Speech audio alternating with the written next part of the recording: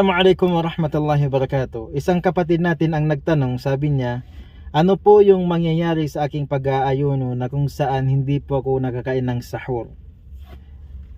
Hindi po ako nagising, so hindi po ako nakapagsahur.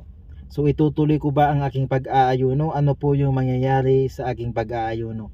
So kapatid, yan po ay tanggap po ang iyong pag-aayuno kahit na hindi ka po nakakain ng sahur. Bakit? Dahil ang pagkain po ng sahur, yan po ay sunnah na kung saan gagantimpalaan tayo ng Allah subhanahu wa ta'ala at hindi po tayo paparusahan ng Allah subhanahu wa ta'ala kung hindi natin may sagawa. Okay. So sa madaling sabi, tanggap po yung ating pag-aayuno na bidunis sahur, na wala pong pagsasahur. So paalala po, wag po natin ugalihing iwanan ang pagsahur. Bakit? Dahil hindi natin makukuha ang baraka na sinabi ng Propeta Muhammad sallallahu alaihi wasallam.